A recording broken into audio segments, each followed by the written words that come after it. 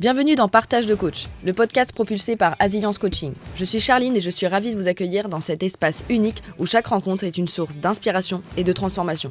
Ici, vous allez découvrir bien plus que des interviews. Des parcours marqués par la résilience, des histoires authentiques et des clés concrètes pour avancer avec plus de clarté et d'impact dans votre mission. Que vous soyez coach, accompagnant ou simplement en quête de sens, ce podcast est là pour vous aider à grandir, vous inspirer et incarner votre rôle de leader du changement. Installez-vous confortablement, ouvrez vos esprits et laissez-vous inspirer. Hello Julien, comment tu vas? Ça va très bien et toi, Charline? Bah écoute, super. Je suis ravie de t'accueillir sur le podcast de partage de coach. Ravi d'y être. Parfait. Déjà, pour que les personnes puissent te connaître, comment est-ce que tu pourrais te présenter brièvement déjà?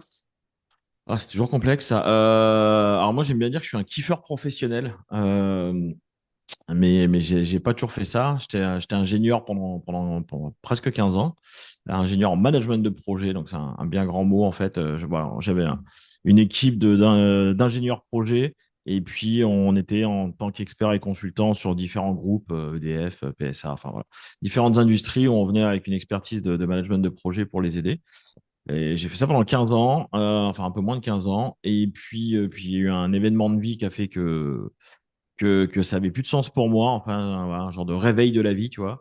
Et je me suis dit, bon, je suis plus à la bonne place. Là, en fait, j'ai pas envie de kiffer dans 20 ans, j'ai envie de kiffer maintenant. Et de là, a débuté un chemin qui m'a d'ailleurs ramené au coaching après, mais pas tout de suite. Mais sur lequel on pourra rentrer dans le détail si tu veux. Mais maintenant, je fais ça, j'accompagne les gens à manager leur kiff. Ok, trop trop bien. Et pour qu'on puisse voir un peu plus ton départ dans la vie, c'est-à-dire toi tout petit jusqu'à maintenant, est-ce que tu peux nous partager un peu tout ton chemin de vie voilà. T'as t'as prévu combien de temps? Non, non, comment je peux dire? Alors moi, j'ai grandi en Touraine.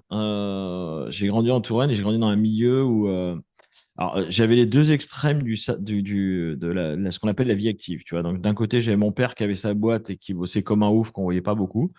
Et de l'autre, j'avais ma mère qui avait mis sa vie de côté pour la boîte de mon père, du coup, qui avait mis tous ses rêves et ses projets de côté, et donc qui était rentré dans la fonction publique, et qui de là est parti en dépression, puis dans l'alcoolisme.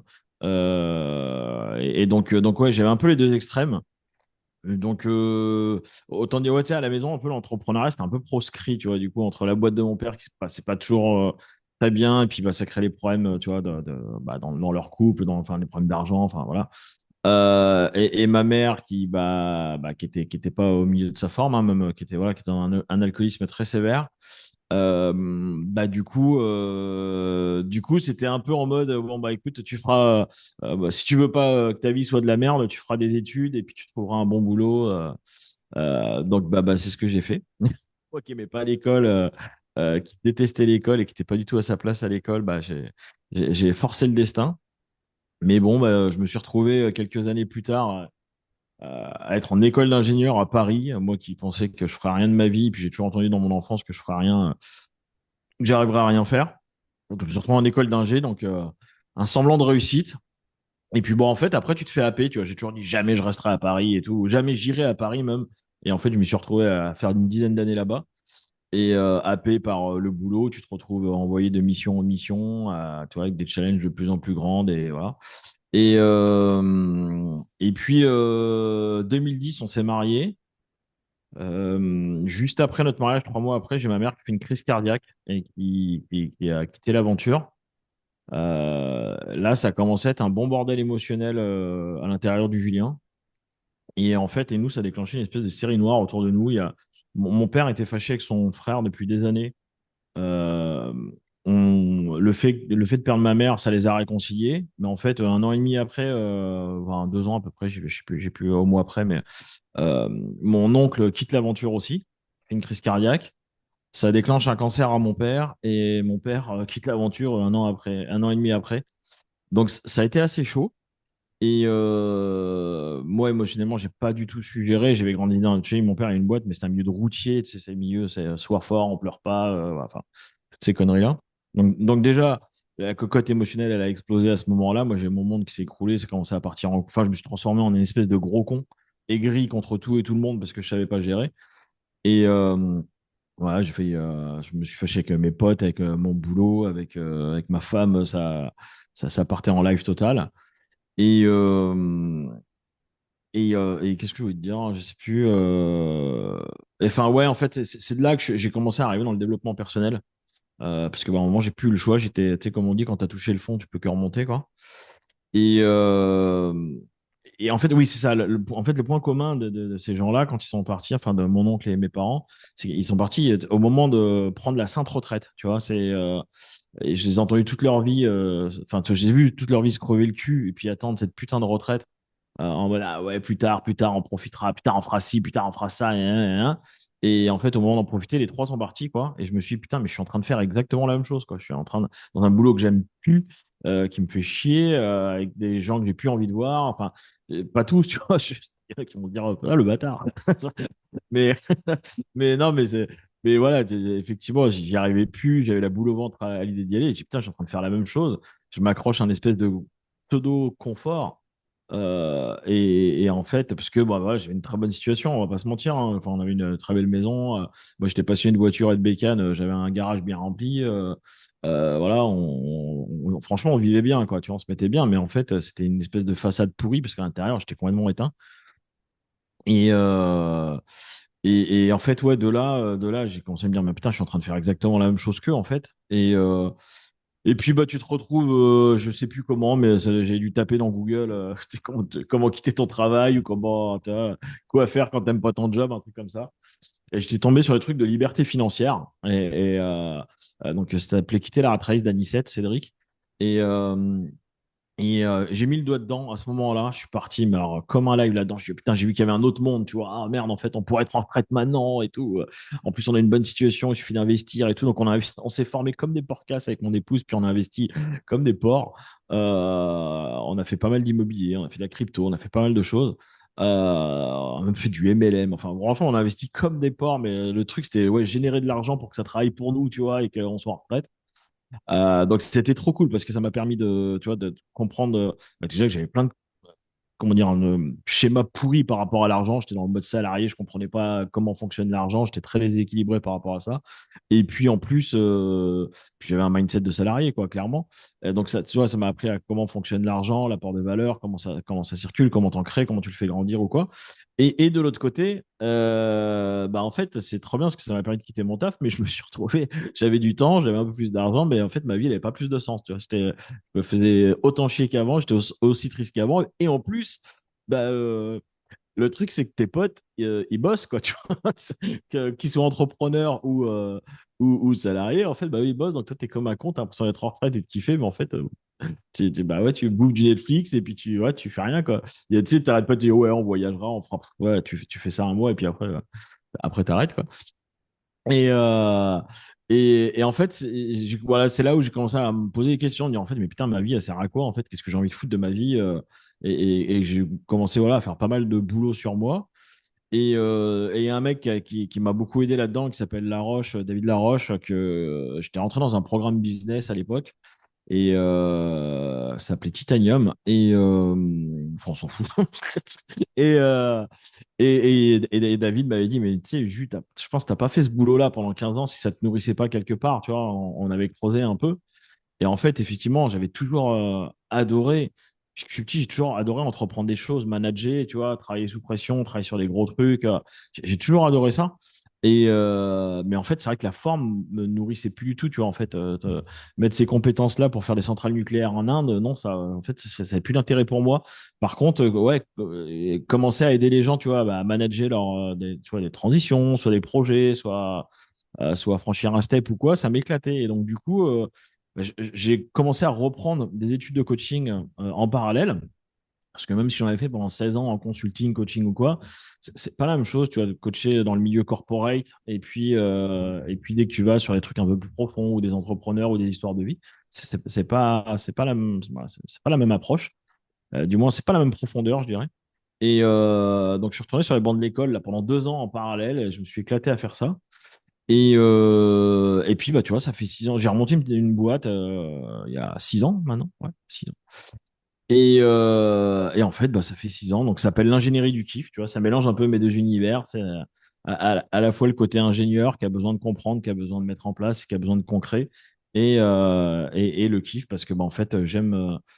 C'est important pour moi que les gens passent pas à côté de leur vie, qu'ils reproduisent pas ce que ma maman a fait ou que voilà, mes parents ont fait et qui profitent maintenant parce que bah, la vie, elle nous attend pas. Elle attend pas qu'on soit prêt. Elle attend pas les plus tard, elle. Donc, je dis souvent que les plus tard deviennent toujours un trop tard. Donc voilà, on fait ça depuis 6 ans et je m'amuse comme un petit fou. Et depuis, je sais pas si c'est important, mais depuis 8 mois, 9 mois maintenant, eh ben, on a déménagé en Guadeloupe. On bosse depuis la Guadeloupe et c'est trop bien. Ok, top, il y a plein de choses. Alors attends, tu m'as Je t'avais parlé de plein de prévenu, hein. trucs. Hein? Je t'avais prévenu. Et j'ai fait court. Oui, j'ai vu ça. Non, mais top, c'est hyper dynamique. Du coup, il y a plein de choses. Mais déjà, je me dis, par rapport au modèle parental que tu as eu, un père du coup qui est dans le travail à fond et une mère qui se délaisse un peu et qui a des problématiques, comment toi, est-ce que tu as pu dépasser ça ou est-ce que ça t'a aidé? Bah, alors, pendant les années où je l'ai vécu, non, je l'ai très mal vécu. Enfin, voilà, non, c'était des années assez compliquées. Et puis, je ne l'ai pas dépassé, enfin, du moins pendant ces années-là. Est-ce que ça m'a aidé? Forcément, en fait, tu vois, c'est toujours dans l'adversité que tu développes des forces, que tu développes des choses. Euh, c'est ce qu'a fait la personne que je suis aujourd'hui, et ça, j'en ai totalement conscience. Enfin, tu vois, il y a un moment, dans mon livre, j'ai un passage là-dessus où j'en parle, et il y a un moment, j'étais vraiment le parent de mes parents, quoi. Mais, euh, mais ouais, en fait, ça m'a obligé à être mature assez tôt, quoi. Tu vois, et prendre des responsabilités très tôt. Maintenant, bah, le prix à payer de ça, c'est que bah ouais, du coup, tu passes un peu à côté de ta jeunesse et en fait, bah, du coup, je suis bloqué à être un éternel gamin jusqu'à mes 90 ans, quoi. Mais en vrai, ça va, moi, je le vis bien. C'est pour les autres que c'est dur, pour mes, mais, euh, mais, euh, mais non, moi, je reste un vrai gosse. Mes clients disent souvent que je fais les choses très sérieusement, mais alors sans me prendre au sérieux, mais c'est vraiment ça, quoi. C'est que je suis devenu un vrai gosse. Maintenant, voilà, ça a été des années de boulot, parce qu'à l'époque, tu vois, je connaissais rien, que ce soit la thérapie, au coaching, à l'intelligence émotionnelle, à tout ça, tu vois. Donc, en fait, enfin, moi, j'ai découvert à 35 balais que j'étais un hypersensible, quoi, tu vois. Pour moi, être un hypersensible, enfin, excusez-moi l'expression, mais à l'époque, dans mon monde, comme je le vivais, être un hypersensible, t'étais une tarlouse, quoi. Tu vois, en fait, quand on me disait ça, je dis, mais je suis pas une tarlouse. Non, mais en fait, ça n'a rien à voir, tu vois. Mais j'en étais à ce niveau-là de bêtises et d'incompréhension, tu vois. Et en fait, j'ai creusé le truc, quoi, bah, je me suis dit, mais tu sais, ça mettait tellement de mots sur tout ce que j'avais vécu, tu vois, les trucs que je prenais fois mille dans la gueule, le fait de me sentir complètement décalé par rapport à ce monde, tu vois, enfin, dans le milieu professionnel de mon père, je me reconnaissais pas dans les gens, dans le milieu social de ma mère, je me reconnaissais pas, à l'école, je me reconnaissais pas, enfin, tu vois, j'ai grandi avec un espèce de sentiment de solitude, tu vois, qui est un peu perpétuel et que je peux avoir encore aujourd'hui, hein, mais c'est vrai que bah, l'avantage quand tu rencontres d'autres personnes qui ont la même énergie ou qui vivent le même truc, bah, tu te sens, j'avais une cliente qui a dit, on se sent moins seul dans sa bizarrerie, mais c'est vrai, quoi. C'est, et donc ouais, je pourrais pas dire, tu vois, ouais, j'ai transformé, j'étais trop fort et tout, c'était trop bien. Non, je suis devenu un vrai con, j'ai pas su le gérer, ça a été très compliqué. Mais j'ai eu la chance d'avoir un entourage qui m'aime assez pour me dire ce que j'avais pas envie d'entendre, pour me rentrer dans la gueule. Et puis, toi, il y en a plus d'un qui aurait pu se barrer. Et non, ils m'ont pas fait de cadeau, mais dans le but de m'aider, tu vois. Mhm. Et c'est ce qui a fait partie des réveils. Tu vois, Et justement, pour que ça apporte de la valeur aussi aux personnes qui écoutent ça, je sais qu'il y a beaucoup de personnes qui restent enfermées justement dans leur milieu familial, qui sont énervées contre leurs parents et qui du coup mettent en cause bah, leur souffrance à cause de leurs parents. Ça serait quoi ton conseil pour dépasser ça justement? Attends, je prends 5 secondes pour voir si je ménage ce que je dis ou pas, mais j'ai pas envie de ménager. Parce que pour moi, c'est vital, en fait. Il y a un moment, il y a un moment et tu vois, on vient de le vivre récemment. On vient de le vivre très récemment encore. Je le partageais dans ma newsletter, là. J'ai une newsletter, j'aime bien partager tu sais, des moments un peu intimes ou des trucs que je vis ou que je transforme. Et là, tu vois, récemment, on a de la famille qui est venue en Guadeloupe. Et on a appris Ils sont venus à 5 minutes de chez nous, ils sont même pas venus nous voir, ils nous ont même pas appelé, ils nous l'ont pas dit. Par contre, ils ont vu le reste de la famille et tout ici. C'est des gens qu'on, tu vois, à notre départ, on a invité, qu'on a croisé et tout, machin, avec qui ça fait 20 ans qu'on se connaît et qu'on se suit. Par contre, c'est des gens qui régulièrement se montrent le bourrichon, tu vois, entre eux et sur nous, quoi, tu vois, mais jamais viennent nous en parler, tu vois. Et là, moi, je l'ai très mal vécu. Ça m'a vraiment blessé de me dire, putain, on n'est même pas assez digne pour eux, pour qu'ils passent nous voir ou quoi. Et en plus, on ne sait pas pourquoi, tu vois.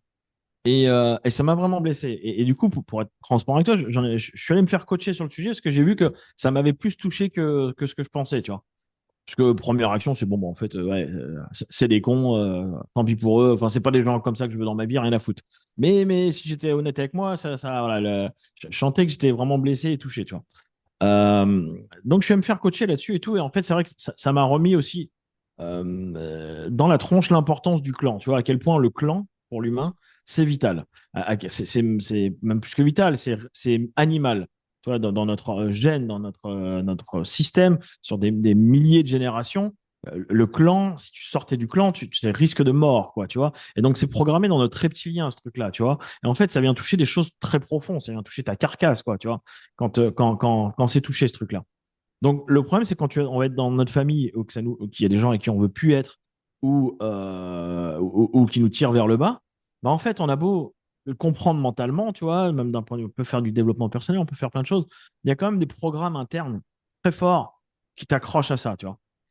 Et là, moi, j'ai beaucoup de gratitude pour ce qui vient de se passer parce qu'en fait, ça m'a permis de reprendre mon pouvoir aussi à cet endroit-là et de me dire, en fait, c'est quoi ma définition du clan, tu vois? Est-ce que vraiment mon clan, dans ma définition, ça passe par la famille, le sang, tu vois, est-ce que c'est vraiment ça? Si je suis transparent avec moi, ben, j'y crois pas, tu vois. Moi, je pense que j'ai beau être ingénieur très cartésien, plus ça va, plus je crois à plus grand que nous. Je crois qu'on n'est pas là sur Terre par hasard et tout. Et puis, au fur et à mesure des accompagnements, des choses que je vois, c'est vraiment dingue à quel point des fois il y a des similitudes entre la mission de vie et les épreuves qu'on rencontre, quoi, et tout.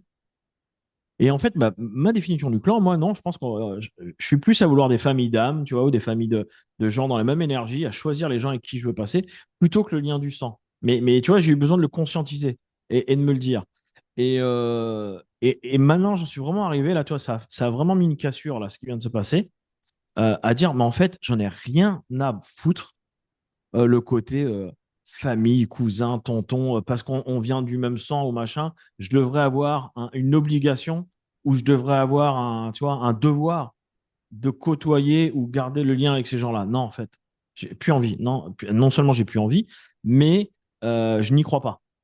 Pour moi, en fait, si on n'est pas bien avec une personne, qu'elle soit ton mari, ta femme, même tes enfants, même ton oncle, ton cousin, cela, en fait, si t'es pas bien avec la personne et que quand tu passes du temps avec elle, ton énergie, elle baisse, bah, en fait, pose-toi des vraies questions, quoi.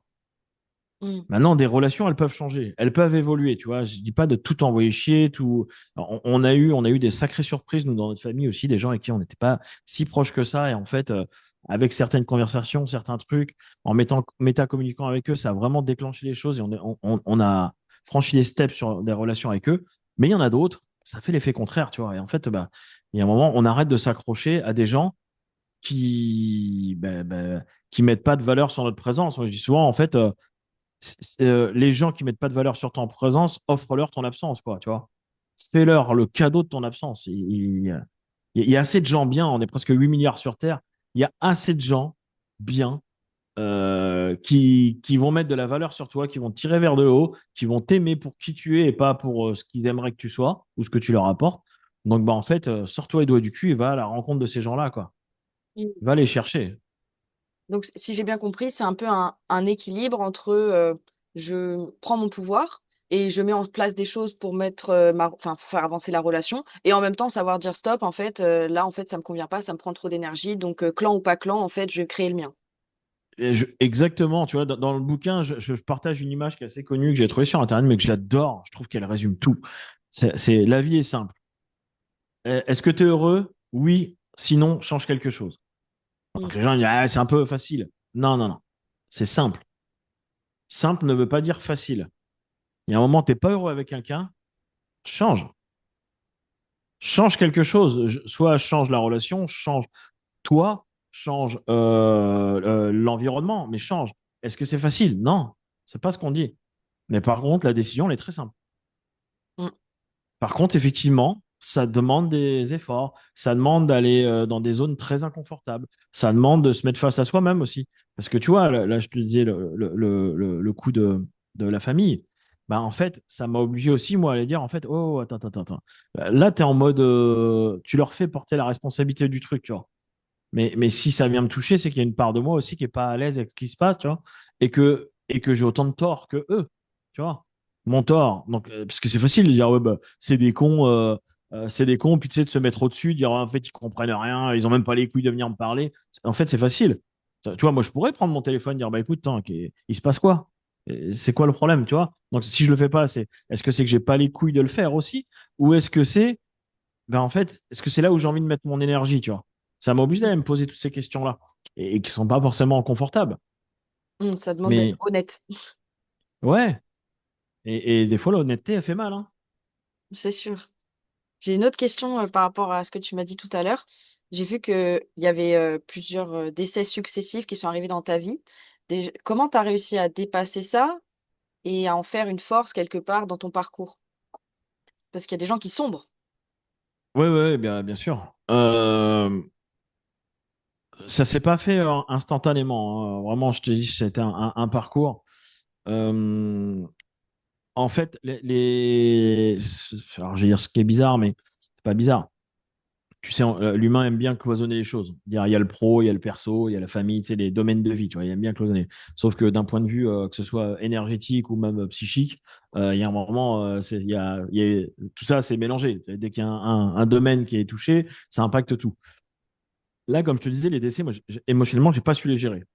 Moi, je me suis même interdit de pleurer à l'enterrement de ma mère. Je portais le cercueil, je pleurais pas. J'étais là à consoler les autres, mais je pleurais sur moi. Il fallait que je paraisse fort et tout. Et à un moment, ça a explosé. Tu vois, il y a un moment, vraiment, mon corps, il a commencé à me hurler. Je commençais à être malade tout le temps. Et je commençais à avoir plein de merde. Je me suis dit, je me suis transformé en une espèce de gros con en colère contre tout et tout le monde. Et en fait, ce qui a été le déclencheur, c'est qu'à un moment, j'étais tellement devenu exécrable qu'avec ma femme, et je l'ai vu, bon, on a failli se séparer déjà, et puis surtout, je l'ai vu dans un état de colère, un état de haine contre moi, comme je l'avais jamais vu. Tu vois, ma femme, c'est quelqu'un de doux, gentil et tout, mais là, d'avoir dans cet état-là, je me suis dit, putain, ouais, je dois qui je suis devenu pour qu'elle en arrive là, tu vois. Mais il y avait quand même une part de moi qui était en mode non, mais c'est elle qui comprend pas, elle a pas vécu ce que j'ai vécu, gna, gna, gna, gna. Tu vois, c'est le truc de gros con, quoi. Et, euh, et en fait, elle m'a obligé. À un moment, elle m'a dit, écoute, soit on va voir une thérapeute de couple, parce que si on est dans le mur, soit on se sépare. Moi, j'étais en mode, ouais, ben, on se sépare, rien à foutre. Puis elle a été appuyée là où ça fait mal, tu vois. Elle a été appuyée sur les enfants et tout, machin, en disant, non, mais t'inquiète, tu veux jouer, tiens, m'envoyer les lois françaises. Elle me dit, regarde, tu pourrais être le plus gentil des papas et moi la pire des connes. Regarde la loi française, ce qu'elle prévoit. C'est toujours la mère qui gagne, donc t'es pas prêt de voir tes enfants. Et ah, putain, à la gare, tu vois, là, appuyée là où ça faisait mal. Donc, ce qui fait que elle a réussi à me traîner le cul chez cette thérapeute là, tu vois. Et heureusement, heureusement, parce que putain, ça a été, surtout les premières séances, hein, mais tellement désagréable, tellement dur. Mais d'un autre côté, elle a mis des mots sur un truc tu vois, sur pourquoi je vivais cette espèce de tornade émotionnelle et pourquoi c'était jamais sorti et pourquoi j'en étais arrivé là, pourquoi mon corps, tu vois, elle a mis des mots, elle m'a expliqué tout ça. Parce qu'elle est thérapeute, mais tu vois, elle fait pas mal aussi, elle fait du coaching, des conférences et tout. Enfin, c'est une dame assez connue. Et en fait, le fait, tu sais, ça m'a fait des petites prises de conscience, une à une, tu vois, des paliers. Mais en fait, je voyais qu'à chaque fois qu'on faisait un truc, putain, à chaque fois, tu sais, ça m'enlevait tu sais, un espèce de poids ou une tension ou une douleur ou des pensées qui pouvaient être en boucle, tu vois, ça m'enlevait. Et en fait, j'en étais à redemander, tu sais, à dire, putain, vivement la prochaine séance, quoi, tu vois. Et en fait, c'est ce chemin-là qu'a fait, tu vois. Et de là, ça m'a amené à autre chose. Ce truc-là m'a amené à autre chose. Ce truc-là m'a amené à autre chose, tu vois. Et en fait, ça n'a pas été un on-off, mais en fait, c'est vrai qu'il y a eu un moment où l'équilibrage, il s'est fait naturellement, tu vois. Je me revois où à un moment, elle me dit, tiens, c'est quoi les avantages que vous ayez perdu vos parents? Ah, je croyais que j'avais passé par-dessus le bureau, lui arracher la tête, tu vois. Et, euh, et elle n'a pas lâché la connasse, tu vois. Tu vois, elle m'a fait, elle a appuyé sur cette colère et cette haine qu'il y avait à cet endroit-là, tu vois, parce que bah, il n'y a pas plus aveugle que la personne qui veut pas voir. Mais tu vois, et jusqu'à temps qu'on en trouve un premier, tu vois.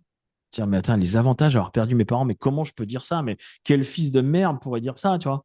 Et en fait, c'est se voiler la face, parce que bien sûr qu'il y avait des avantages. Mon père, sur les 2 dernières années, il était en cancer. Il avait un cancer généralisé, enfin, et j'allais tous les jours le voir. Ça me bouffait l'énergie. Tu vois, le fait qu'il soit parti, c'est con, mais bah, ça m'enlevait ce stress, ça m'enlevait cette charge. Euh, Est-ce que j'avais envie qu'il revienne? Bien sûr, mais en fait, c'était me voiler la face de me dire qu'il n'y a pas aussi des avantages à ce qu'il ne soit plus là. Tu vois, souvent, en plus, quand les gens décèdent, on va les mettre sur un piédestal. Tu vois, on va voir que leur bon côté. On voit plus, on occulte totalement les mauvais parce que bah, on peut pas dire du mal de quelqu'un qui est mort, quoi. C'est pas bien, tu vois, c'est pas l'honorer. Mais en fait, non, c'est être hypocrite. Mon père, il y a des moments, c'était un vrai con aussi, tu vois. Mais je l'aimais pour ça. Mais en fait, non, c'était pas qu'un ange qui était toujours là et qui. Non, en fait, il y a des moments où on a failli se foutre sur la gueule plusieurs fois aussi parce qu'il avait un caractère de merde. Enfin, bien sûr qu'il y avait des choses que j'occultais, tu vois. Donc il y a pas un truc, c'est un chemin. Par contre, ce qui est sûr, c'est que ça peut se faire plus vite qu'on croit. Alors, c'est pour ça aussi que j'étais rentré dans l'école de coaching pour être sur des coachings profonds ou quoi, parce que effectivement, maintenant, les neurosciences et toute l'avancée qu'on a fait, il commence à y avoir des outils complètement incroyables. Alors, il y a les avancées et puis il y a aussi les prises de conscience qu'il y a des trucs qui marchaient il y a 5000 ans et qu'on a oublié, tu vois. Euh, et, euh, et de revenir à des trucs, à des basiques. Mais ça peut se faire plus rapidement que ce qu'on pense. Mais par contre, effectivement, c'est rarement instantané, c'est un chemin quand même. Et justement, par rapport à ça, j'ai l'impression d'entendre aussi que c'est vraiment réussir à dépasser son ego quelque part, le mettre de côté et être honnête avec soi.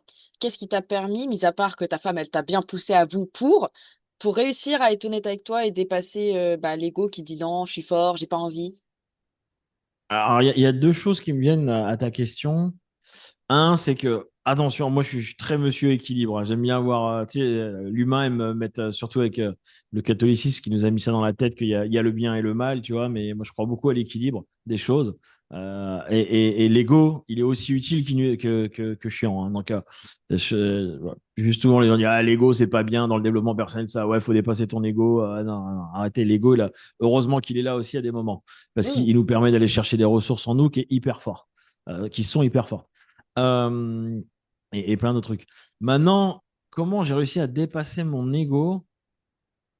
Ben, je dirais que, en fait, tu vois, pour revenir à ce que je disais tout à l'heure, c'est que je crois que ça a mis en évidence une de mes stratégies de réussite, qui est que pour que je dépasse un truc que j'arrive pas à faire, il faut que je m'entoure de gens qui n'ont pas le choix. Là, à l'époque, ma femme m'a pas laissé le choix. Tu vois, elle a été faire des trucs que j'avais pas envie d'entendre, me dire des trucs que j'ai pas envie d'entendre, d'aller appuyer où ça faisait mal pour que ça m'aide, tu vois, pour que j'en sorte. Mm. Et moi, c'est effectivement, ça a mis en lumière plein de choses. C'est vrai que c'est souvent une de mes stratégies de réussite. Tu vois, c'est pas pour rien que j'ai aussi une coach et que j'ai bien choisi, que tu connais, Agnès, hein, parce que et la thérapeute de l'époque, je te parlais, Sandra. Et c'est pour ça aussi que je l'avais choisi, c'est que c'est des gens qui me voient arriver avec mes pirouettes. Tu vois, moi, je suis très bon en coaching, hein, surtout maintenant. Je suis très très bon en coaching, donc je suis très bon. Je suis incoachable. J'arrive à faire des pirouettes aux gens. Souvent, les gens, ils veulent, ah, attends, tu veux que je te coach là-dessus? Ouais, vas-y. En fait, c'est moi qui les balade. Vraiment, il y a pas de prétention dans ce que je dis, hein. C'est factuel. Vraiment, j'ai tellement bossé, j'ai tellement tapé à cet endroit, j'ai tellement fait de coaching que souvent, les gens qui ont pas une grosse maturité ou un gros parcours dans le coaching, je les vois arriver à 1000 km. Donc, j'ai besoin d'avoir des gens qui me défoncent à cet endroit-là, tu vois. Et donc, bah, c'est pas pour rien que, bah, toi, Sandra, la thérapeute, ou Agnès, c'est à eux que je confie mon développement personnel ou mon coaching parce que, bah, elle ne peut pas faire ça. Elle me voit arriver à 500 mètres avec ma pirouette ou avec mon truc et donc elle me tacle grave, quoi, et elles vont me piquer, tu vois, où ça fait mal, mais parce que je sais que j'ai besoin de ça, en fait. Je fonctionne comme ça. Et donc, ça peut paraître un peu maso, mais en fait, c'est mon mode de fonctionnement. J'ai besoin de m'entourer de gens qui me laissent pas le choix. Et en fait, à l'époque, pour moi, c'est ce qui s'est passé. C'est que ma femme, elle m'a pas laissé le choix. Elle a été piquée où ça faisait mal pour réveiller le truc, tu vois. Mm. Mais tu sais, Tu vois, demande à tous mes clients, ils vont te dire ça, hein. Il y a Van Actok qui avait dit dans une de ses conférences un jour, et ça m'a fait plaisir. Tu vois, on sortait d'un coaching, il avait fait un petit coup de pub devant. Donc Van Actok, c'est celui qui avait créé Prendre sa vie en main, là, qui était une grosse chaîne YouTube et un grand événement. Et il avait dit, putain, Julien, il appuie là où ça fait grandir. Mais c'est vrai que c'est ma touche aussi, moi. C'est que, en fait, je suis pas là pour être ton pote. Je suis là pour que tu avances. Maintenant, si ça veut pas dire que je suis là pour te défoncer. Mais en fait, il y a des moments, bah, quand il faut appuyer et te mettre face à tes vérités et à tes mensonges, bah oui, on y va, en fait. Mm. Mais, mais moi, j'en ai besoin aussi. Mm. Et c'est hyper intéressant parce que bah, déjà, moi, ça me fait beaucoup écho à ma propre histoire amoureuse où du coup, pareil, dans ma relation, je suis vraiment celle qui va mettre le nez dans la merde et puis ça me fait vraiment pas peur de le faire. Mais par contre aussi, je sais qu'il y a beaucoup de coachs qui aussi ont du mal quelque part à aller appuyer pour faire grandir parce qu'il y a ce truc qui se joue. Ça serait quoi le conseil que toi tu donnerais à ces coachs qui osent pas bah, mettre leurs clients dans leur merde quelque part pour qu'ils la voient et qu'ils avancent? En fait, moi, j'aurais tendance à dire, reviens à l'intention de ton coaching, en fait. Tu vois, moi, je crois beaucoup au pouvoir de l'intention. Je travaille énormément avec l'intention. C'est vraiment dingue à quel point ça peut avoir un impact énergétique, inconscient. Enfin, c'est dingue tout ce qui met en place quand on a une intention forte et juste. Et en fait, pour moi, quand un coach fait ça, c'est que son intention, elle est pas bonne sur le coaching, tu vois. Soit elle est sur, oh, putain, faut que je sois le sauveur, tu vois, faut que j'apporte le bon résultat, faut que j'apporte le bon truc. Soit elle est sur, ah, faut qu'on m'aime, soit faut que je sois aimable et appréciable. Mais en tout cas, il y a un truc qui est pas juste. Et en vrai, je pense qu'on passe tous par là des moments. Moi, le premier, ça m'arrive encore, hein, des moments de me dire, putain, Julien, est-ce que t'as fait là, tu étais en train de faire ça, mais parce que c'est quoi? T'as envie qu'on t'aime, tu vois, t'as envie d'être apprécié. Tu vois, les premières conférences que je faisais, c'est pareil, j'étais un peu dans être doux, dire les choses gentilles, tu vois, machin, hein, ou pas trop clivant, faire attention parce que je voulais pas que ça blesse des gens, parce que j'ai associé blessé à égal à ça marche pas, en même pas. Mais en fait, c'est marqué où ça, tu vois? Il y a un moment, maintenant, j'ai vraiment switché là-dessus, j'en ai rien à foutre si ça blesse la personne, mais que ça la permet de se réveiller, en fait, tu vois. Il y a un moment, je m'en fous. Moi, j'ai pas le pouvoir de blesser la personne. Si je dis quelque chose que elle se sent blessée, c'est qu'il y a un truc qui est ouvert à cet endroit-là, tu vois. Donc maintenant, ça lui appartiendra de soit aller voir ce qui s'est joué ou non. Mais moi, j'ai pas le pouvoir de la blesser. Donc, par contre, j'ai le pouvoir d'être moi-même et d'assumer que ça peut faire du dégât ou non. Mais pour moi, un coach qui assume pas ça, bah, je vais citer Nadia qui est le bras droit de David et qui nous a beaucoup aidé dans l'école de coaching. Moi, c'était une des superviseurs qui a eu le plus d'impact dans ma vie. Je vais la citer là-dessus. Nadia m'avait dit, tu vois, à un moment, il y avait un coaching où je revenais et je voyais que je faisais un peu porter la responsabilité à mon coaché tu vois, de ce qui se passait ou du manque, tu vois, de manque de résultats ou quoi. Et Nadia m'avait dit, si avant un coaching, tu n'es pas sûr à 11 sur 10 que ce qui va se passer est bon pour le coaching et pour toi, et que surtout que ton coaché, il a tout à l'intérieur de lui pour trouver ses réponses, bah, tu sais quoi? Tu annules le coaching parce que tu vas pas lui rendre service et toi, tu vas te faire coacher sur pourquoi tu doutes. Et ce truc-là, ça avait vraiment changé ma façon de coacher et mon approche parce qu'effectivement, bah, je me suis rendu compte que ouais, mes coachings au début étaient le miroir de ce qui se passait à l'intérieur de moi en fait. Donc là, c'est pareil pour eux. Si les gens ils ont du mal à faire ça ou ils ont du mal à le faire, en fait, le problème il n'est pas dans leur technique de coaching. Le problème il est dans leur système de croyance et ce qui se passe à l'intérieur d'eux. Donc c'est urgent qu'ils aillent voir ça d'abord avant de coacher quelqu'un, parce que sinon, ils vont pas lui rendre service. Mm. Yes, top. J'ai d'autres questions par rapport à ce que tu avais partagé tout à l'heure. Tu avais parlé de liberté financière, de réussite en façade, de schéma pourri sur l'argent. Par rapport à tout ça, justement, comment est-ce que tu as pu passer d'un mindset salarié à un mindset entrepreneur?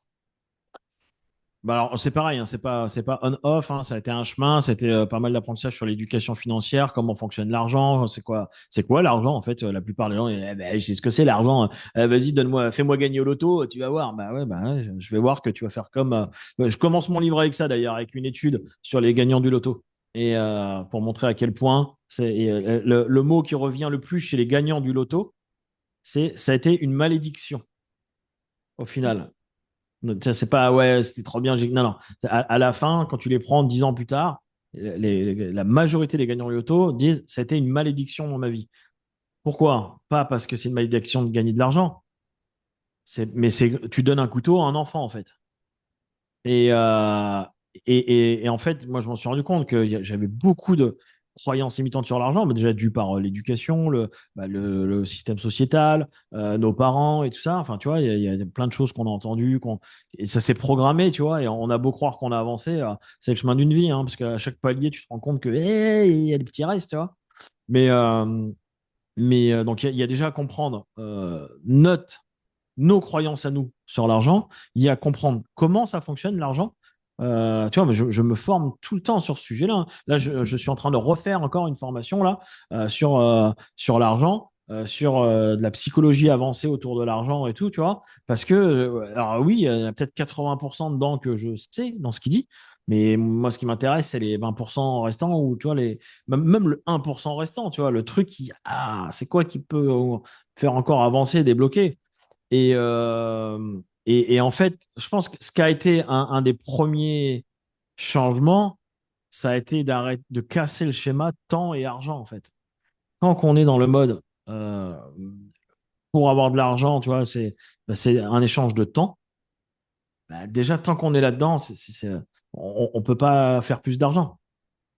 Moi un des programmes que j'ai vraiment, et je mets tout en place à chaque fois que je construis un truc, c'est comment je veux pas travailler pour l'argent, je veux que ce soit l'argent qui travaille pour moi. Donc, comment, à chaque fois que je mets un truc en place, c'est comment je fais pour que ça fasse ça. Alors maintenant, il y a des gens qui vont me dire, ouais, bah, regarde, quand tu fais une séance de coaching, bah, tu travailles bien pour de l'argent. Oui, mais je l'ai choisi. Je pourrais ne pas le faire. Je le fais parce que, j'en fais dans moins en moins d'individuels d'ailleurs, hein, mais je le fais parce que j'aime ça, en fait. C'est un plaisir. Et maintenant, alors, les gens, ils vont te dire, ah, bah, t'as qu'à le faire gratuitement. Non, parce que si je le fais gratuitement, je ne rends pas service à la personne. Si je le fais gratuitement, si elle ne paye pas, elle ne s'investit pas. Mm. Si l'argent est une énergie, si elle va chercher de l'énergie, elle va mettre de l'énergie. Mm. Mais je ne rendrai pas service à quelqu'un en faisant un coaching gratuit. Non. Et je le vois. Je suis à plusieurs milliers de coachings. Je peux te dire que j'ai retesté, hein, plein de fois, dire allez, bon, tiens, tu veux que je t'aide? Allez, vas-y, elle n'a pas beaucoup de moyens. Et à côté de ça, j'ai vu des gens qui n'avaient pas de moyens et trouver des ressources en eux pour payer ce coaching. Et ils arrivaient au début du coaching en disant putain, tu sais quoi? On n'a pas encore commencé, mais je suis déjà une autre personne parce que le fait que j'aille chercher des ressources pour trouver de l'argent, des trucs, et vraiment, j'aurais même pas pensé faire.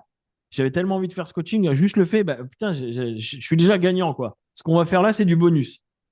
Et à côté de ça, quelqu'un qui arrive gratos, bah, tu peux être sûr que tu peux faire le meilleur coaching du monde. Un mois après, 6 mois après, elle n'aura rien fait. Elle ne sera pas passée à l'action, c'est pas vrai. Mm. Ouais, c'est vrai. Je voulais ajouter un truc quand même, ce qui est important, Mm. parce que j'ai été beaucoup là-dedans. Enfin, là, c'est plus pour le public coach, tu vois, mais euh, un, un truc hyper important aussi, c'est d'arrêter, parce que je le vois tout le temps, là, c'est revenu beaucoup là, chez des clients que j'ai eus, d'arrêter de dire, en fait, de confondre son service et soi. Les gens, souvent, ont du mal à faire payer cher parce qu'ils disent ah, je ne mets pas de valeur sur moi. Ah, c'est la valeur que je me porte. Bah déjà, arrête avec ça. Les gens, ils viennent pas pour ta gueule. Ils viennent pour une transformation, ils viennent pour eux. Et toi, tu es un outil là-dedans. Tu apportes, tu as un passé, un vécu, des formations ou quoi, tu apportes quelque chose. Mais ils viennent pas pour toi. Donc, tant que tu es dans le truc de je peux pas vendre cher parce que j'ai du mal à mettre de la valeur sur moi, mais tu n'y arriveras pas parce que il y a un moment, moi c'est pareil, tu vois, je veux dire, il y a des gens pour qui j'ai une valeur inestimable et il y en a pour qui je suis une sous-merde et je vaux rien. Donc si je mets mes prix en fonction de ce que je vaux, bah non, ça marche pas. C'est mon service qui doit valoir quelque chose. Et c'est là où on revient à la notion de valeur, d'apport de valeur, et de se former au marketing, à l'argent, au business. En fait, il y a un moment, ce que j'apporte a une valeur. Maintenant, comment je viens aussi jouer sur cette perception de valeur? Donc pour ça, il faut que je comprenne ce que mon client y vit, ce qu'il a besoin, ce qu'il veut, quelle valeur ça a pour lui. C'est comme ça qu'on définit ses prix. C'est pas en fonction de combien je vaux. Je dis souvent, le prix, ça se décide seul, mais la valeur, ça se décide à deux. La valeur, elle se décide entre ton service et celui qui va en profiter. C'est lui qui va définir la valeur.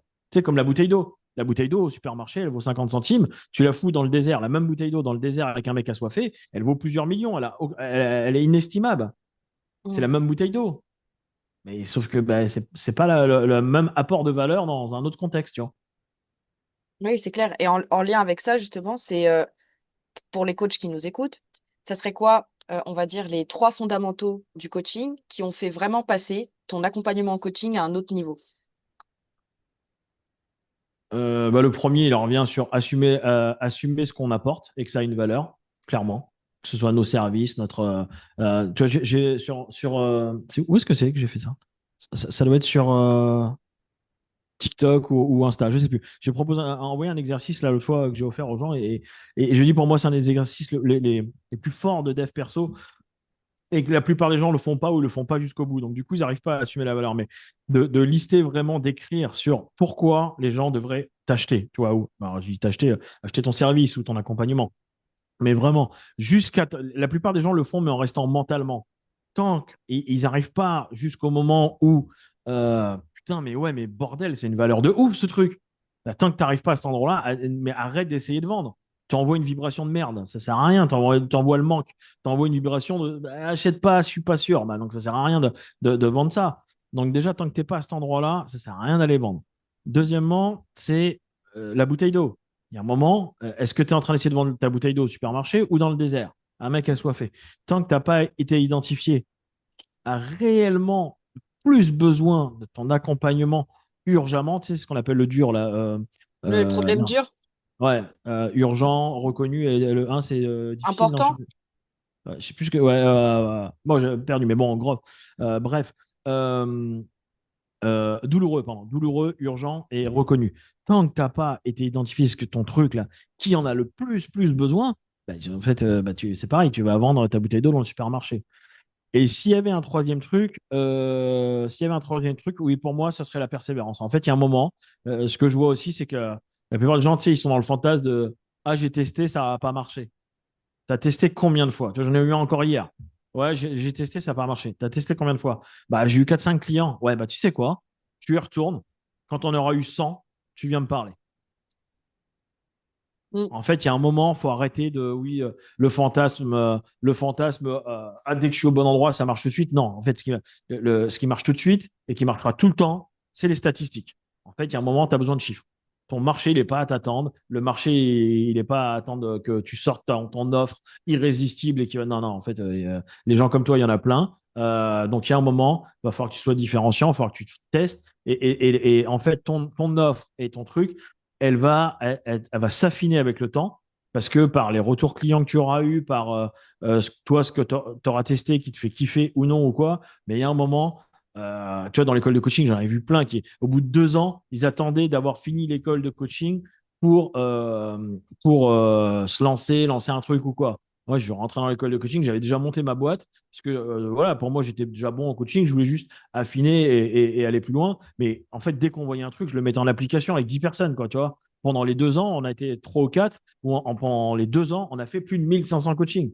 Je coachais tout le temps, gratuit ou en échange comment on appelle ça, de témoignages ou quoi. Mais c'est parce que j'ai fait ça que j'ai pu voir que j'ai un retour d'expérience sur bah tiens les coachings gratuits ça apporte rien, que tiens ce qui me plaît pas, qu'est-ce que les sujets qui reviennent, les énergies des gens qui reviennent, mais c'est parce que j'ai fait ça que j'ai toute cette information là, parce que si je suis encore en train de l'attendre j'aurais rien fait quoi. Donc pour moi c'est ça les 3 piliers, c'est un, tant que t'es pas dans la vibration que ce que tu apportes ça déchire et que ça peut rendre service, bah, ça sert à rien d'aller essayer de vendre. Deux, est-ce que tu vends ta bouteille d'eau au supermarché ou est-ce que tu la vends tu as trouvé le mec assoiffé et comment aller le contacter, enfin comment il te découvre.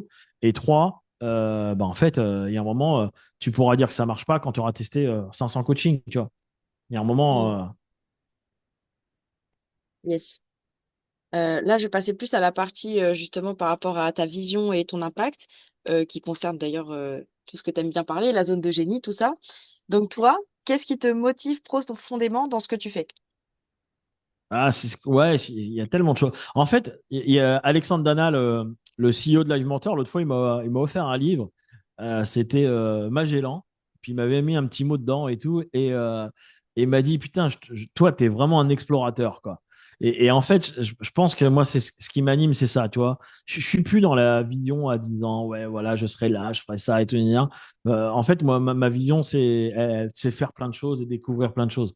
Rencontrer plein de gens, découvrir, enfin, tu vois, voyager aussi et tout. Et tout ce que je fais, ça va dans ce sens-là. En fait, j'adore explorer et découvrir de nouvelles choses. Et en fait, pour moi, le coaching, donc par l'ingénierie du kiff, par la forme qu'on a trouvée, ça me nourrit beaucoup là-dedans. Tu vois, je rencontre des parcours formidables. Comme on est dans du sur-mesure, à chaque fois, on construit un truc différent avec de nouveaux prestataires ou d'autres intervenants ou quoi, même s'il y en a qui reviennent régulièrement dans un peu les piliers du truc. Mais en fait, je suis dans l'exploration constante. Et moi, ça, c'est quelque chose que j'ai besoin. Tu vois, je fais beaucoup de bricolage, j'adore bricoler des trucs, mais je ne peux pas bricoler deux fois le même truc. J'adore tester un nouveau truc, dire, ah tiens, je vais faire ça. Là, il y a mes gamins, ils m'ont dit, ah, tu pourrais nous faire une bagnole en bois, tu sais, un peu en mode casse à savon avec des pédales. Ah, je dis, ouais, grave. Donc, tu vois, je suis en train d'explorer des trucs sur Internet, comment je peux leur faire ça ou quoi. Moi, j'ai besoin d'explorer tout le temps. C'est vraiment c'est un besoin. Ouais, on sent qu'il y a vraiment un besoin de bouger, de mouvement, plein de choses quelque part. Un peu le côté multipotentiel, un peu. Ah, mais totalement, totalement. Il y a comment elle s'appelle? Edith Lassia, qui dit une phrase que j'adore. Elle dit je voudrais pas me réveiller le jour de ma mort et me rendre compte. Pardon. Je voudrais pas, le jour de ma mort, me rendre compte qu'il y a plein de cadeaux que j'ai pas encore ouverts à côté de moi. Et j'aime beaucoup cette image-là, mais en fait, du coup, bah, le problème de ça, c'est de se dire, OK, bah, c'est quoi mes prochains cadeaux? Tu vois, en fait, aussi, puis, tu vois, moi, j'ai eu un épisode de maladie il y a un an et demi, là, qui m'a enfin, ouais, qui m'a bien mis l'église au milieu du village, parce que pendant un moment, on parlait de cancer, et Dieu merci, c'était pas ça, mais j'ai passé quelques mois dans le dur. En plus, c'était sur les poumons. Bah, je peux te dire que, putain, ça a remis l'église du milieu au village, tu vois, de me dire, putain, mais j'en suis où dans ma vie, là? Et là, si ça s'arrête, je fais quoi? Et qu'est-ce que j'ai pas fait, tu vois? Bah, et c'est comme ça que 3 mois plus tard, on s'est retrouvé en Guadeloupe. Je dis, non, en fait, putain, mais bordel, je suis resté dans ma région, j'ai toujours vécu là. Moi qui avais dit qu'il voulait bouger, habiter dans différents endroits du monde ou quoi. Et en fait, je suis toujours là. Je dis à ma femme, dès que ça a été mieux, hop, viens, on déménage en Guadeloupe, tu vois. Et elle me dit, putain, tu fais chier. Et on est arrivé en Guadeloupe. Et là, donc, tu vois, je me suis fait un petit fichier là maintenant c'est un peu les cadeaux. Tu vois, c'est quoi les cadeaux que je vais ouvrir à un moment? Et puis j'ai priorisé ceux qui, bon, bah, je rêverais de faire ou ceux qui vraiment seraient importants. Puis je vois aussi comment comment dire, les interconnecter, tu vois, peut-être qu'en faisant celui-là, ça va en plus faire ça, ça, ça, tu vois. Mhm. Euh, mais, mais en tout cas, ouais, moi, j'ai besoin de. Alors, on pourrait se dire, ouais, bah, en fait, le problème de ça, c'est qu'on est un éternel insatisfait, et c'est vrai. Ça oblige à aller mettre beaucoup de regard sur le passé et de célébrer les victoires et de se connecter à la gratitude régulièrement.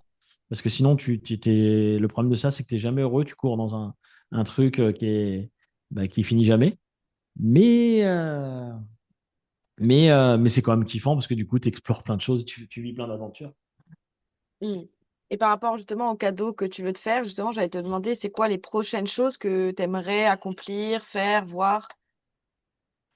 Alors là, en ce moment, je mets beaucoup d'énergie sur développer les réseaux sociaux. Jusque-là, je le faisais, mais un peu maladroitement. Pourquoi? Parce qu'en fait, j'ai vraiment envie de. Je, je trouve que ce qu'on fait, ça déchire, ça mérite d'être encore plus connu et que ça ait plus d'impact. Et en fait, j'ai vraiment envie de développer cette partie visibilité. Donc là, on met encore plus d'énergie qu'avant. Là, tu vois, depuis qu'on est arrivé en Guadeloupe, on se rend compte, putain, on est quand même à proximité, à moins de 3 heures des dizaines de pays, tu vois. Enfin, on a plein de pays autour de nous. Donc là, on est en train de voir, tiens, comment soit on voyage en famille, soit on jumelle ça avec peut-être créer des événements à différents endroits pour profiter, concilier voyage et événements en même temps. Ça, et puis c'est déjà pas mal en fait, hein. Moi, ça m'occupe déjà bien. Et tu sais, tu vois, quand j'ai fait ma petite genre, en fait, plus ça va, plus je vais vers du simple. Mhm. Je sais même pas racheter, depuis qu'on est là, j'ai même pas racheté de voiture. Je me suis racheté un scooter. Moi qui ai toujours roulé, qui avait un garage rempli de bécanes et de belles bagnoles, là, je me suis racheté un scooter. Je suis le plus heureux du monde, quoi. Tu vois, C'est trop pratique le scooter. Tu sais, tu mets les affaires dans le coffre et tout. Tu vas chercher les enfants, tu vas au marché et tout. C'est trop bien. Est-ce que tu aurais aussi, bah, tu nous en as donné un peu tout à l'heure, je crois, mais des ressources comme des livres ou des méthodes et des pratiques qui t'ont aidé à conseiller à des personnes? Bon, il y a toi Alors, qui. alors, ouais, alors, oui, j'en ai des milliers. Mais du coup, si tu as un peu plus de précision, tu vois, de conseiller les personnes sur quoi, quel type de personnes Bah là, ça serait plus toi, si tu avais trois livres qui t'ont impacté vraiment et qui là te viennent, ça serait lesquels? Eh ben, le premier, c'est ma Bible, c'est Pouvoir illimité d'Anthony Robbins. Ce livre m'avait tellement réveillé à l'époque. Et en fait, pour l'avoir relu plusieurs fois, c'est dingue comment à chaque fois que tu lis une nouvelle grille de lecture, enfin, c'est une mine d'or, ce livre. Celui-ci, en deuxième, écoute, c'est pas forcément celui qui m'a le plus impacté, mais c'est celui que je conseille souvent aux coachs. C'est Steve Chandler, je crois, c'est Profession Coach, un truc comme ça. Je trouve qu'il résume très très bien ce qu'il faut faire pour vivre du coaching. Il a son approche, elle est pragmatique, concrète, et si tu appliques à la règle ce qu'il dit, en fait, on me l'avait offert, c'est un pote qui me l'avait offert en me disant, regarde, putain, on dirait que c'est toi qui as écrit ce livre-là parce que c'est un peu ce que tu dis, ce que tu fais. Et j'avais lu, je l'avais trouvé très très bien ce livre. Vraiment, c'est un très bon livre et je l'ai offert à plusieurs coachs. Donc, je crois que c'est sa profession coach. Et ça va être Steve Chandler. Et le troisième, eh ben, tu sais quoi? Et bah, c'est peut-être très égocentrique ou quoi, mais je dirais Silence, ça kiffe, mon livre. Pourquoi? Parce que, putain, j'ai beau l'avoir écrit, et on l'a coécrit, tu sais, on a plusieurs, il y a plusieurs intervenants dedans, mais tu vois, quand j'allais mal, bah, en fait, j'ai relu mon livre en me disant comme si c'était un autre livre, et en appliquant ce que je disais, enfin, ce qu'on disait dedans. Et en vrai, ce livre me fait du bien. Et tu sais quoi, j'ai toujours un exemplaire à côté de ma table de chevet. Il y a deux, trois livres que je traîne tout le temps, un peu en mode oracle, tu sais, tiens, j'ouvre une page et je lis, tiens, ce qui me ferait du bien aujourd'hui. Et putain, je me dis, mais j'ai quand même écrit une bombe, quoi. J'adore mon livre. Et des fois, combien de fois je dis, putain, mais je l'ai écrit pour moi, ce livre, quoi, tu vois. Mais ça me fait plaisir, tu sais, les retours qu'on a. On reçoit toutes les semaines, on reçoit des retours de gens sur le livre. Et putain, ça fait vraiment plaisir. Mais moi, le premier, des fois, je me dis, tiens, je l'ai vraiment écrit pour moi, ce truc, quoi. C'est un truc de ouf, quoi. Je mettrai le lien justement pour le livre Ouais, avec dans plaisir. la description. Comme ça, s'ils veulent cliquer dessus pour regarder. Ouais, avec Et, plaisir. toi, si tu devais revenir en arrière, quelle chose tu ferais différemment? Je sais que c'est la question des coachs que je pose à chaque fois, ça me fait rigoler. Donc, allons-y. Si je devais revenir en arrière, qu'est-ce que je ferais différemment? Alors, c'est toujours compliqué cette question parce que bah, d'un côté, je me dis, le fait de me poser cette question-là veut dire qu'il y a quelque chose qui est pas aussi bien que je veux dans ma vie, tu vois, ou qui serait. Da, da, da. Peut-être que, donc je reviendrai vraiment longtemps en arrière. Peut-être que j'aurais aimé qu'il y ait un moment rencontrer un mentor ou quelqu'un quand j'étais plus jeune et qui me fasse prendre conscience que non, non, Julien, si tu vas dans la case salariat, tu vas aller contre ta nature. Et tu as la chance d'avoir ton père qui a monté sa boîte et tout, tu vois, même si. Hein, et de dire, en fait, assumer beaucoup plus tôt que je voulais être entrepreneur et que j'étais entrepreneur dans l'âme et que mon père a pu me donner des conseils, m'aider, tu vois. Alors, je dis pas que ça aurait été mieux, mais je dis que j'aurais été curieux de voir ça, hein, de voir ce que ça aurait donné ce chemin-là. Hmm, ok. En fait, je suis persuadé que la vie nous met très proche de nous ce qu'on a besoin. Pas ce qu'on a envie, ce qu'on a besoin. Et combien de fois c'est arrivé que les gens me disent oui, mais tu vois, il faudrait que je trouve telle personne, tu pourrais me connecter avec lui ou machin, gna gna, parce que moi je suis un connecteur, hein. Je connecte tout le temps les gens, j'adore ça. Et souvent les gens me disent tu pourrais me connecter avec lui et tout. Et en fait, maintenant, avant de connecter, je dis mais attends, c'est quoi ton besoin, qu'est-ce que tu veux? Et quand on creuse, bah, déjà on se rend compte que le besoin n'est pas super juste et que quand on a ajusté, mais ils se rendent compte que putain, mais attends, mais j'ai mon tonton ou j'ai machin ou j'ai ma. Tu vois, il y en a une fois, il me dit mais attends, mais putain, mais en fait, c'est ça mon besoin. Mais attends, j'ai ma fille qui veut faire ça depuis. Ah, ce serait trop cool que je le fasse avec elle. Tu vois, en fait, ils se rendent compte que sous leur nez, ils ont ce qu'ils ont besoin. Et donc, je pense que bah, plus jeune, j'avais ça aussi et que je l'ai pas, j'ai pas su le voir. Point. Certainement. Et qu'est-ce qui te rend le plus fier, toi, aujourd'hui? Il y a plusieurs choses. Le premier, tu vois, quand je te dis, quand j'ai relisté un peu là, tu sais, tiens, c'est quoi les cadeaux que je dois ouvrir? J'ai refait le même exercice de voir les cadeaux que j'ai déjà ouverts. Et en fait, putain, quand je l'ai listé, je me disais, mais tu te rends compte, c'est que des choses qui te semblaient impossibles, quoi. Tu dois écrire un livre, être à mon compte, être en Guadeloupe, et même des trucs plus basiques, tu vois. Par exemple, j'avais un vertige de fou, sauter en parachute ou faire des trucs comme ça, c'était juste impensable pour moi. Et tu vois, quand je me suis formé sur la peur, j'ai appris à transformer les peurs, bah, je me suis dit, putain, c'est dingue ce qu'on est capable de faire quand on accède à nos ressources ou quoi. Donc, déjà, de voir tout ce que j'ai pu faire. Et en fait, je crois que là où je suis le plus fier, des fois, c'est quand j'entends mes enfants parler, quoi. Tu vois, c'est que, putain, à la vache, ils me sortent des punchlines. Tu vois, je commence même à faire des vidéos avec eux de temps en temps, un peu, on s'amuse, mais putain, ils me sortent des punchlines, tu vois, et je me dis, je suis fier de cet héritage que je leur laisse, tu vois, pas en termes de matériel, de sous ou quoi, mais en termes de, je vois de plus en plus à quel point, putain, je partirai demain, je suis pas inquiet sur le fait qu'ils vont se débrouiller, quoi, tu vois, Mm. et qu'ils feront des trucs de ouf, et qu'ils sauront même transformer la tristesse de mon décès ou quoi, ça me rend assez ouf, quand même. Mm.